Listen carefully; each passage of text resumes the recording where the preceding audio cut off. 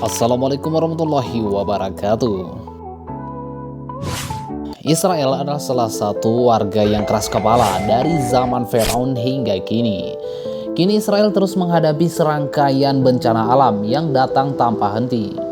Sebelumnya negara ini mengalami kebakaran besar di tengah badai pasir. Kini Israel menghadapi hujan es yang intens dan banjir parah yang menyebabkan lalu lintas terhenti total. Di tengah serangkaian bencana ini, kita semua menyadari bahwa negara Zionis tersebut sedang berjuang melawan serangan dari alam, juga termasuk serangan dari Yaman yang terus menembakkan roket penghancur saat Israel berada di dalam kekacauan. Kemarin terbukti bahwa serangan tersebut dapat melumpuhkan salah satu bandara terbesar di wilayah Israel. Setelah itu terjadi fenomena aneh lainnya di mana banjir besar datang secara tiba-tiba melanda bagian selatan Israel. Tak lama kemudian hujan pun deras kembali mengguyur. Hal ini membuat Israel benar-benar merasakan kekuatan alam yang sangat mengganggu. Setelah kebakaran kemarin dan mereka menuduh rakyat Palestina yang membakar, kini mereka harus menghadapi dengan banjir besar dengan disertai hujan es. Apakah ini juga dituduh gara-gara Palestina? Sambil selalu waspada terhadap kemungkinan serangan dari para musuh mereka. Dan yang mengejutkan, secara tiba-tiba muncul api yang tampak seperti tornado api di tengah kota Israel. Hal ini jelas menambahkan kekacauan di tengah negara tersebut, sehingga diperkirakan ribuan warga Israel terjebak akibat sulitnya kondisi alam untuk melakukan evakuasi. Nah, bagaimana detailnya? Mari kita bahas secara langsung. Yang pertama, serangkaian bencana Israel sepertinya Israel benar-benar tidak dapat berbuat apa-apa menghadapi semua kondisi yang terjadi setelah kebakaran hutan yang besar. Kemudian datang lagi badai pasir. Kini Israel juga berhadapan dengan serangan yang tiada henti dari pasukan Houthi Yaman. Di tengah semua kekacauan ini, tiba-tiba Israel juga mengalami banjir besar dari bagian selatan negara mereka. Tidak hanya banjir, negara Zionis tersebut mendapati hujan es yang datang secara tiba-tiba.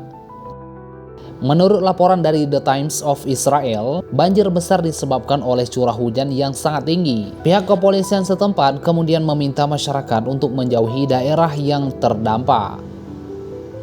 Wilayah yang paling sering mempengaruhi adalah kota Mona. Masalahnya kota tersebut berada di gurun Negev. Tapi bagaimana bisa sebuah gurun mengalami banjir yang cukup besar? Cukup aneh bukan? Apakah ini adalah cara Tuhan untuk membalas Israel atas penderitaannya terhadap warga Palestina yang telah lama mengalami ketidakadilan? Yang kedua, Tuhan menjawab tindakan kejam Israel dengan melihat keadaan yang ada. Maka lengkaplah bencana yang disebabkan kekuatan alam, api, angin, dan kini air dan es bersamaan. Syukurlah. Belum sampai sini juga, secara tiba-tiba sebuah kebakaran besar yang menyerupai tornado api muncul di pusat kota Israel. Menurut laporan dari COD, serangan roket dari Hizbullah berhasil memicu terjadinya kebakaran hebat di area Ramat Gan. Tanpa menunggu lama, api dengan cepat semakin membesar. Hal ini diduga disebabkan oleh angin yang menciptakan pusaran mirip tornado. Melihat semua kejadian ini, banyak yang beranggapan bahwa ini adalah akhir zaman bagi Israel.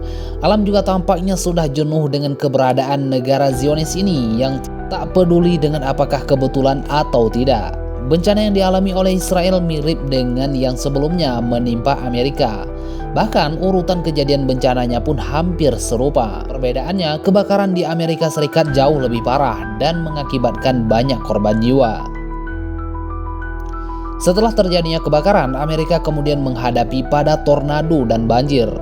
Banjir yang melanda wilayah tersebut bahkan sampai menyebabkan airnya membengkak. Ini adalah fenomena alam yang jarang terjadi di sana. Benar, Israel juga mengalami serangan tornado, tetapi jenisnya adalah tornado api.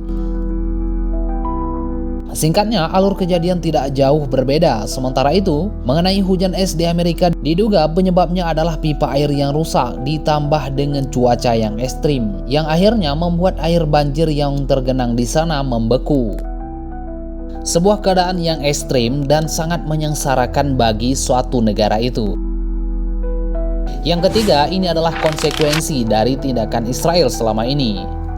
Jadi apa yang sedang menimpa Israel saat ini seharusnya bisa berfungsi sebagai pengingat bahwa alam sudah mulai muak, termasuk saya sendiri dengan tindakan mereka. Di saat Israel terus-menerus terkena bencana alam, status warga Palestina khususnya di Gaza tetap sama-sama dalam penderitaan. Selain menghadapi serangan dari militer Israel, mereka juga kini mengalami kelaparan yang parah.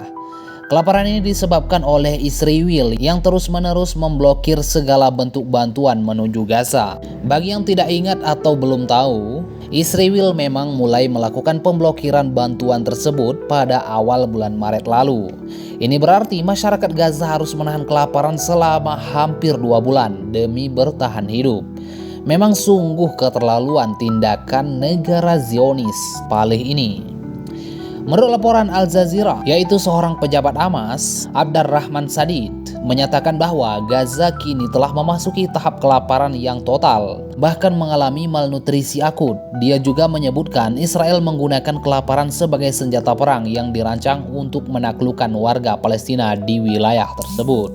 Seolah-olah Israel berujar, jika kamu tidak ingin menderita karena kelaparan, tinggalkanlah tanah Gaza dan biarkanlah Israel serta Amerika menguasainya. Sangat buruk, bukan? Yang keempat, organisasi global tidak memberikan sokongan. Akhirnya Tuhan dan alam yang mengambil tindakan. Persatuan bangsa-bangsa seharusnya bisa memberikan bantuan, namun sampai saat ini mereka belum mampu memberikan banyak hal. Namun yang pasti mereka mengutuk dengan tegas tindakan yang diambil oleh Israel selama ini. Alah, ngutuk doang tapi kagak berjalan. Pernyataan ini datang dari Katrin Russell yang merupakan Direktur Eksekutif UNICEF. Selama 2 bulan terakhir, anak-anak di Gaza mengalami serangan udara tanpa henti. Mereka tidak menerima barang-barang esensial, layanan, dan perawatan yang sangat penting untuk menyelamatkan hidup mereka dengan terjadinya blokade setiap hari. Mereka menghadapi ancaman meningkatnya kelaparan, penyakit, dan kematian. Jelas, kata salah satu warga di sana kepada media. Tapi mereka hanya mengutuknya saja. Kalau itu saya juga bisa untuk melakukan kutukan itu. Tindakan yang diperlukan adalah sesuatu yang nyata. Jangan hanya berdoa tanpa tindakan.